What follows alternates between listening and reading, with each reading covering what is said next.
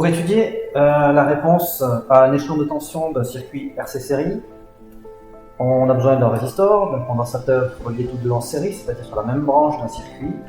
Aujourd'hui, je connecte ce circuit RC série à une source de tension qui va émettre un signal carré et périodique. Et puis pour visualiser les signaux, à savoir la tension bande de la source et la tension bande du condensateur, j'utiliserai un oscilloscope. Les valeurs des composants, ce sera 5 kΩ pour le résistor et 180 picofarad pour le condensateur, ce qui nous donne un temps caractéristique de réponse URC de l'ordre de 0,9 microsecondes. Il faut aussi bien comprendre le rôle de chacun des instruments ici. Vous avez ici un générateur basse fréquence qui se comporte vraiment comme une source.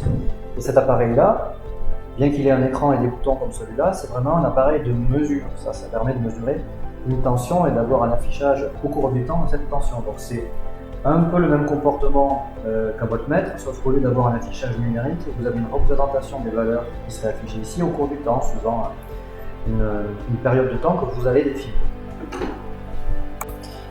La règle de bonne conduite, c'est de d'abord faire le circuit. Ici, aussi simple soit-il, on commence quand même par connecter un résistor et un condensateur en série. Comme aujourd'hui, on va chercher à regarder la tension de bande du condensateur, il va être utile de relier une des pattes de condensateur du côté de la borne en noir, de la borne de masse de la source.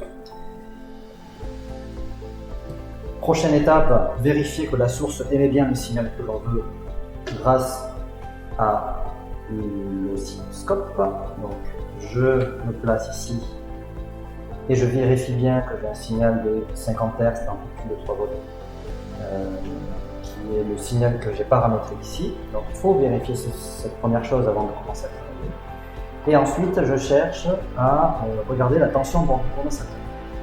Donc pour cela, je place la voie numéro 2 aux bornes du condensateur. Vous avez remarqué, j'ai pas mis de fil noir ici. Tout simplement parce que les fils noirs sont reliés, les bornes noires là, sont reliées à l'intérieur, celle-ci et celle-ci. Donc vous n'avez pas besoin, une fois que vous avez connecté une masse, il n'y a pas besoin d'en mettre une deuxième.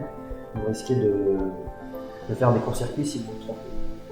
Voilà, le circuit est prêt et vous pouvez d'ores et déjà vérifier que en jaune, vous avez bien une charge de condensateur et le signal carré qui apparaît en rouge. Voilà. À partir de là, vous pouvez utiliser les fonctionnalités de l'oscilloscope, par exemple les curseurs, pour avoir accès au temps caractéristique et le comparer par exemple à la valeur attendue qui est celle du produit R fois C. Sinon, s'il n'y a pas de curseur, vous pouvez mesurer quand même d'une manière moins précise, mais en utilisant les carreaux et les calibres que vous avez choisis pour afficher votre signal au mieux.